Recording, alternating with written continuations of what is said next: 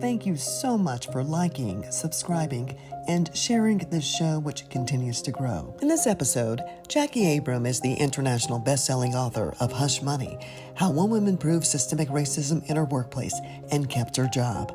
She and her daughter, Delilah Harris, are consultants, giving people the tools on how to fight discrimination in a toxic workplace.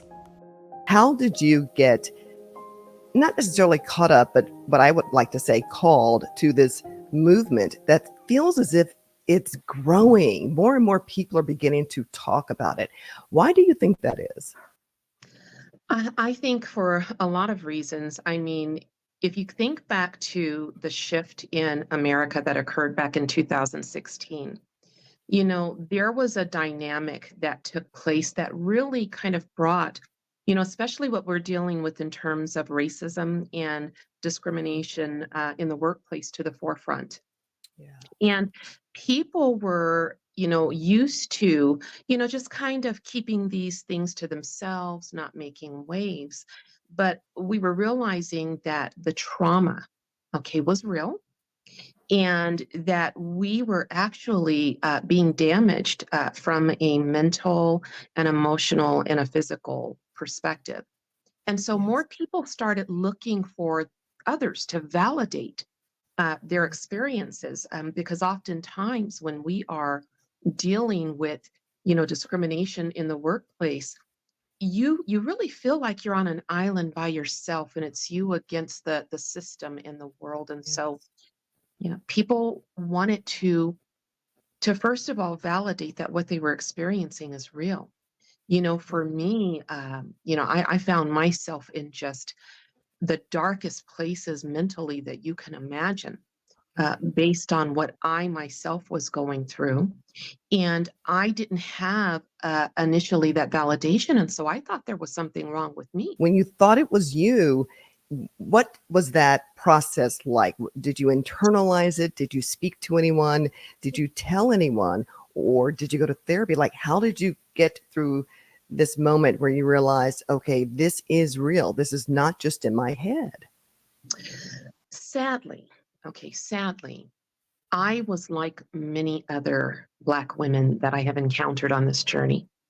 There is this idea that as a Black woman, you are Superwoman. You can just handle absolutely everything, that you don't have the same emotions that other women have, that you don't have the same limitations that other women have, and that you basically can just handle absolutely everything.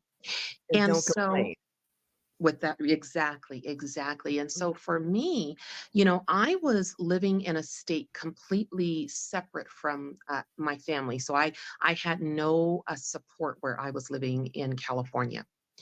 And I didn't want, something in me said, you can't really tell what's happening to you, because they're going to look down on you.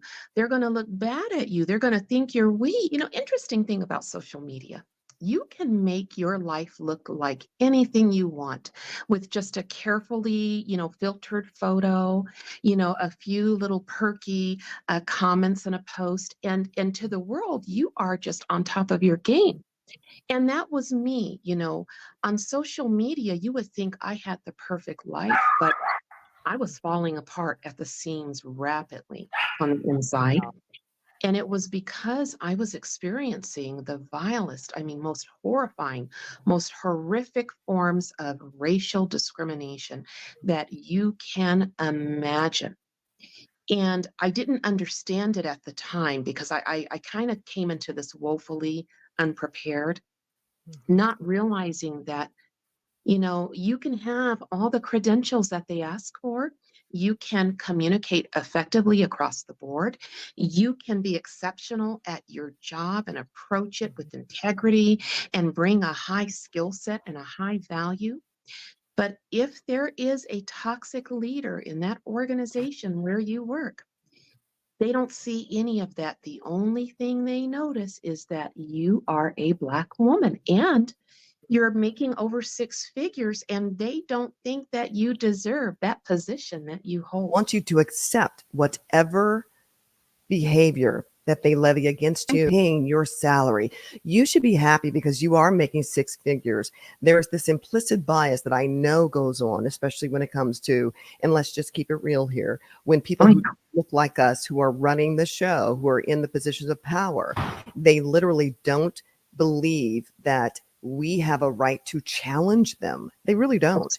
And when that's you right. when it comes to equity regarding parity in terms of your salary, when it Mhm. comes to access or maybe no access to the same kinds of supplies and tools and so on and so forth, they think and look at you as if, well, why are you asking? You should just be happy that we gave you the job, because I believe they see us as, a token, if you will. Let's just keep it Mhm. real. They see us as a token and not as the professional that we are. What exactly happened to you? What was your experience in the workplace? My background is in higher education, and I worked on the finance side. Okay, so let's start off by saying I am not a professional writer. I am not a professional instructor. My background was in finance. I was a number cruncher. I knew Ooh. absolutely nothing about writing a book, or quite frankly, anything about the racism that I was going to encounter. And so I went into every job, um, hoping for the best, and expecting the best. Um, but it wasn't until I started seeing a repeated pattern that I started changing the way that I approach things. So I stopped going into each job hoping for the best, and I started going into each job preparing for the worst, because what I discovered over nearly 20 years working in higher education was that, like I said, it didn't matter what skill set I brought. It didn't matter that I could communicate. It didn't matter my credentials. It didn't matter anything. The only thing that these people who were targeting me saw was that I was Black, and to them, I did not deserve the position that I held. And so they began targeting me, okay? But it always started with one person who targeted me, Andrea. It was somebody in a position of power Mhm. and authority. So they were a leader in that organization. And that leader locked their sights on me. Because of that position of power and influence and authority, they were able to inspire others in the organization to conspire with them. And so before I knew it, I wasn't being targeted by just one person anymore. Because as you talk about this kind of evolution of one person having the power to kind of yield on to other people about in terms of how they would like for them to also treat you, having Yes. been kind of learned in this business now, or in this theme, this subject of workplace hostility and abuse, I never knew that there was a term called flying monkeys. They are literally Yes. the flying monkeys of that person who's in power. And then Oh, yes. everybody jumps on board, and the narrative of this one person becomes the narrative by everyone else about who you are. And it's so pervasive.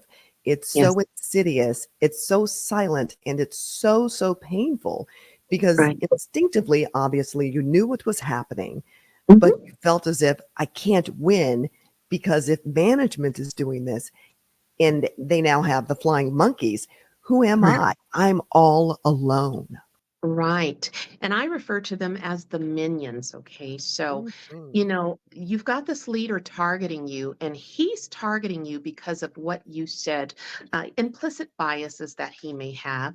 However, when he decides that he's going to derail your career, there is nothing implicit about it.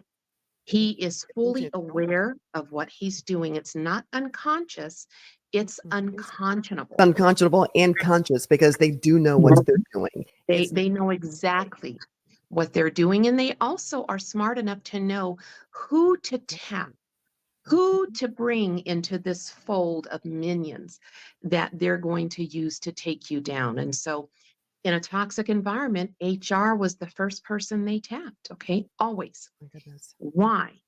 Well, because HR knows in this organization who they are beholden to because of who pays Mhm. their paycheck.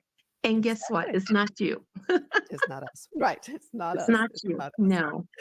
We're gonna But lose in all the time. Yes, but in addition to that, this toxic leader was smart. He said, I don't want you in that position, so I need an insider. So Mm. this toxic leader then goes to your employees, people that you've had a pretty decent relationship with. And then he dangles a carrot in front of one of those employees while you're off working remotely because your mom is going through uh, chemotherapy to fight terminal colon cancer. So you're away from that office. And while you're away from that office fighting for your mom's life, he is meeting with someone on your team and offering them your job. And Wow. so now you've got an employee who has been incentivized by this toxic leader, and they are now working overtime to watch your comings and goings, make false accusations against you that you're harassing, not doing their work to tarnish your stellar reputation about how you manage your department. So now you've got HR, you've got one of your own employees. And then in my case, they even tapped IT. And Mhm. so IT had me under 24/7 electronic surveillance, watching This is every scary. keystroke. Yes, watching every keystroke. How did you find out about that? Because that is about as insidious as it can be when they didn't necessarily have a reason to do it from a professional standpoint, but from a Right. personal standpoint, they had a reason and they exacted that unconscionable behavior upon you. How did you find out that they were surveilling you? Because they brought in an attorney who was an absolute nightmare. She was a Black woman. And so they wanted to fight me with another Black woman. And it was during these conversations with their attorney that they hired specifically another Black woman to fight me that I discovered that they had me under 24-hour surveillance when they started pulling up all of these documents and showing things that I had done and then went back and changed or corrected. Or so they were trying to use that against me. Now, fortunately, I was able to prove to them that not only is it perfectly okay what I did, but this was the protocol because, as you see in the line right above this one, this other person did the same thing. Okay. So this was something we were trained to do, and they didn't expect that. But just the fact, that's when my eyes were opened and I said, okay, so in a toxic environment, they're tapping IT as well. And I knew that in other situations, because I've helped a lot of people fight discrimination, that when that company gets an idea that you are trying to fight them, I call it your gold. Your gold starts to disappear off of that company computer. Your evidence, things that you would save to prove what was happening to you. Well, if you left your gold on their computer, it was going to disappear. So I knew that, You knew but it really took me for a loop when I realized that, that. IT was watching everything that I did. And if I changed something or did something, they were watching it and trying to use it against me. What did that feel like just when you recognized that they were surveilling you? Do you remember that moment? Because there's so many moments in my experience that I can tell you what I was wearing. I can Yeah, tell you my body language. I mean, you're in that moment. It's a snapshot of trauma. What right. did you experience when you found out and you thought, I can't believe they're doing this? And that in and of itself is hostility. Oh, absolutely. I just remember by this point in my journey, I was so psychologically damaged. Mm.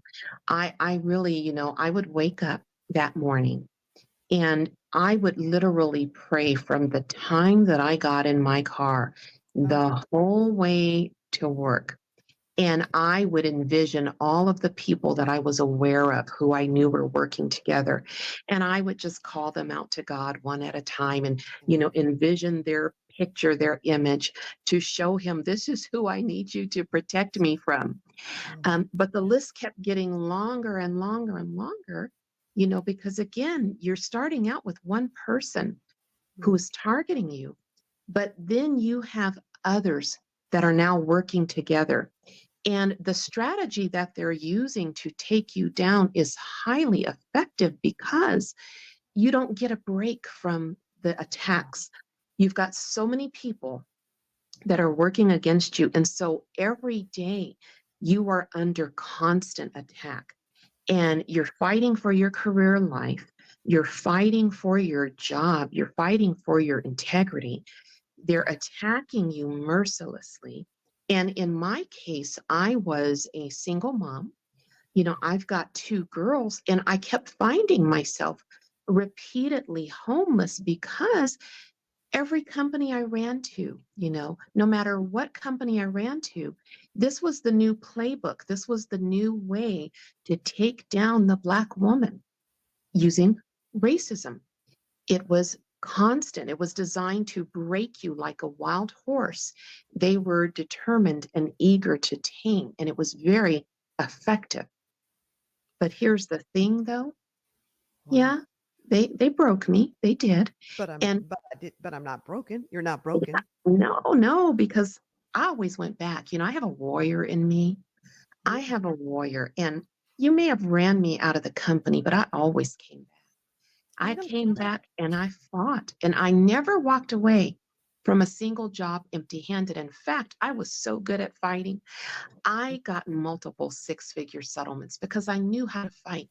I was mm, exceptional at fighting. mm, I mm, knew the mm. playbook. I studied the playbook. My books, Hush Money. Okay. Hush money. Hush Yes, Money. we're gonna get to that, but let's go Okay. there. Right. Yes, hush money. And Hush Money.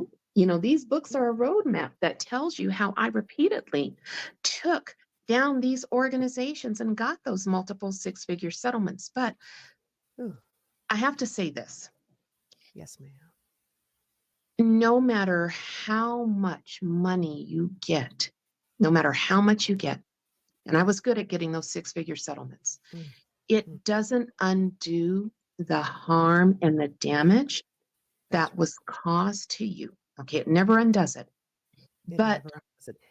Mm, walking away with a six-figure settlement, it does help, and I'll tell you why.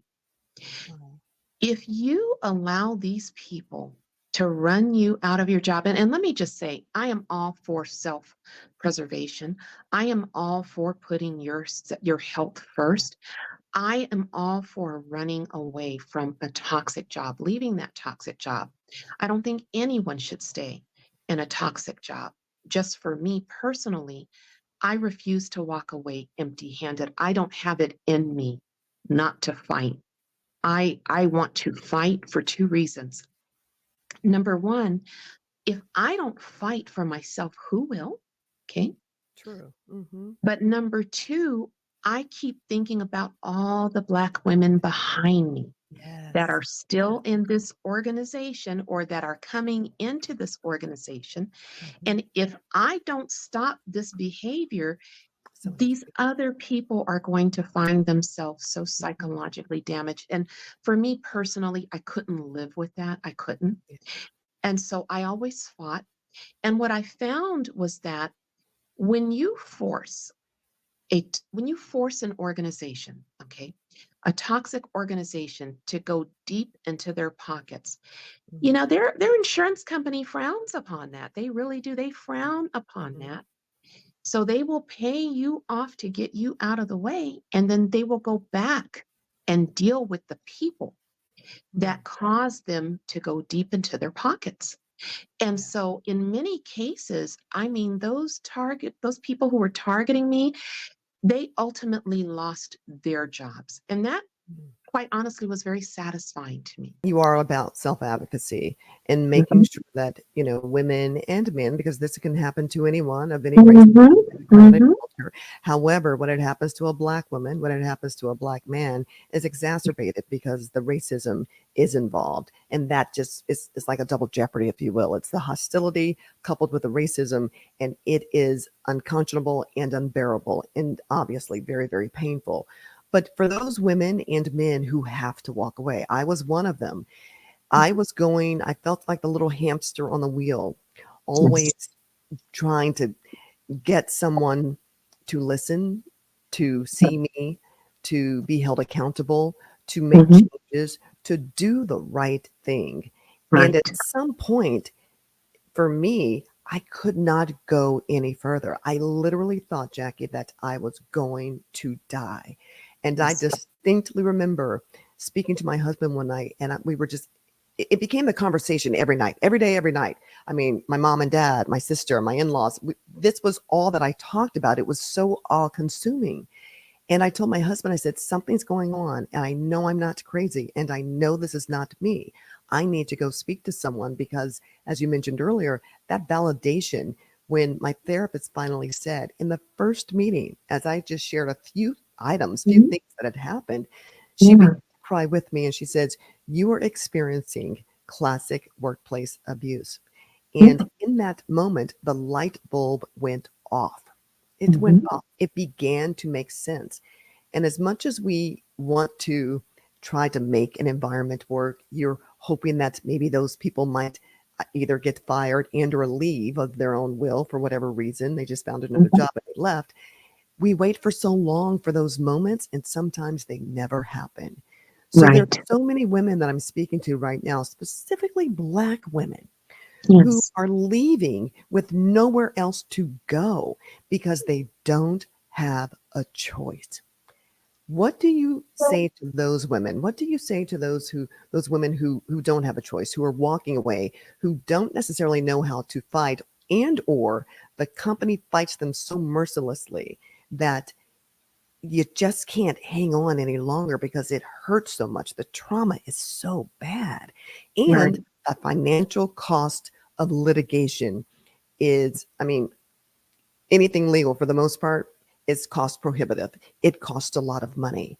And Right.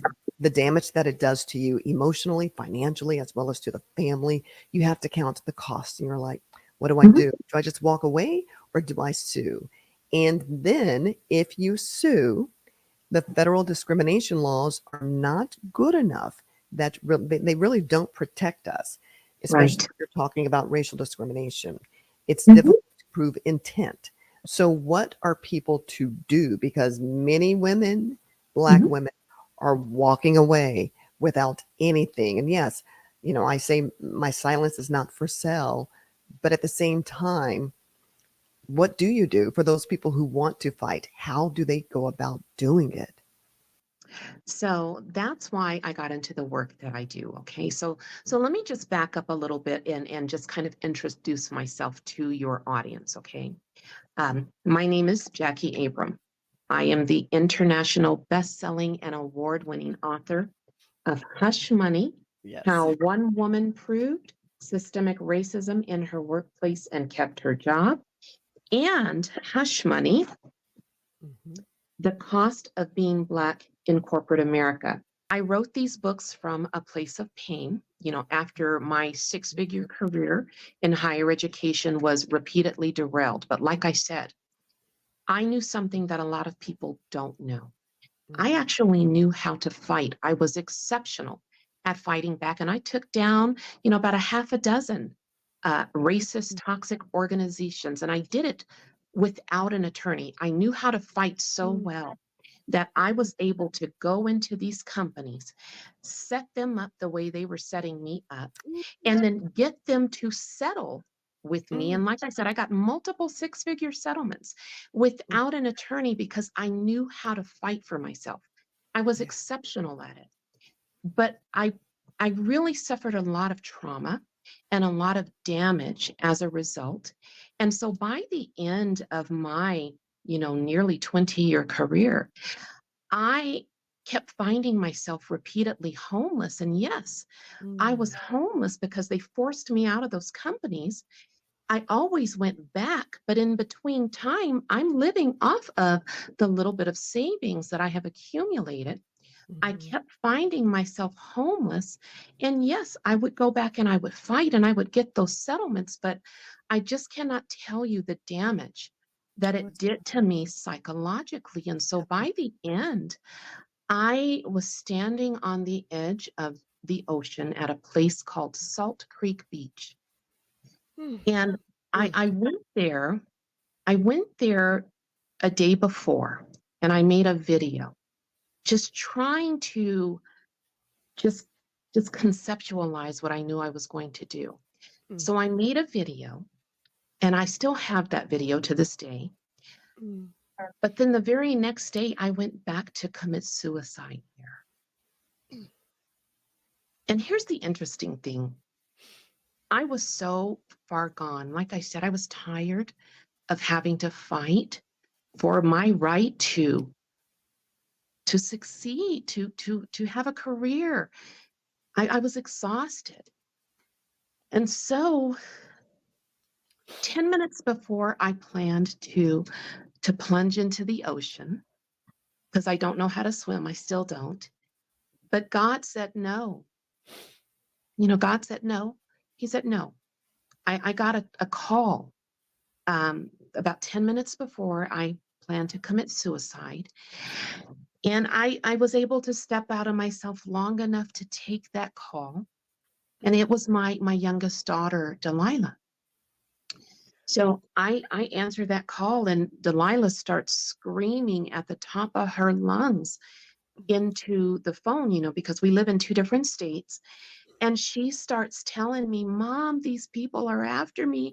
I'm about to lose my job. They're setting me up. They're doing all these things. And she starts telling me the most heinous stuff that they have my baby doing in this job and she's a single mom like me. Okay. And she's about to lose her income. They've set her up. They're running her out. And Andrea, I know you have children because you said you have a son, right? So you know what I'm about to say. I do. It's one thing to mess with me, okay? But you mess with my child. But you mess with my child, okay? You mess with my babies, and it is a whole nother thing. So that call saved my life because when I listened to her tell me that these people, my daughter was supposed to be a director over an apartment facility, okay? But they've got my baby doing the equivalent of 4 different jobs, okay?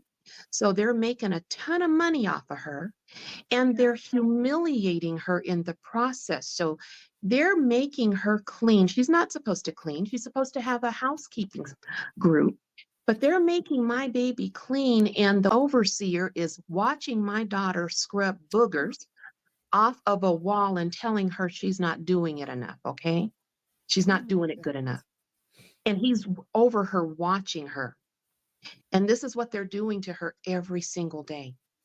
And so she called out to me and she said, Mom, I'm about to lose my job. And it was enough to snap me, to get me out of my funk and put me back in warrior mode. So at that time, I was homeless. I was living in an extended stay hotel. I went and packed up my cats, packed up what I had in the hotel, and I drove back to Colorado. And you know what I did? I dealt with that company in a way that they never saw coming. And I helped my daughter, but that was the catalyst. That was the spark that said, wait a minute. I thought there was something wrong with me. I thought there was something fundamentally wrong with me that I couldn't fix. But now I've got something because I've got an analytical mind. And my wheels were turning. And I was like, if this is happening to my own daughter, how many other people is this happening to? In the next episode, Jacquie shares more of her personal story and a few tips on how to fight workplace abuse without spending legal fees. And thank you so much for watching. And don't forget to like, subscribe, and share this show with others. And for a more personal connection, please follow me on all social media platforms. To learn more about End Workplace Abuse and the Workplace Psychological Safety Act, access the website with this QR code. I'll see you next week.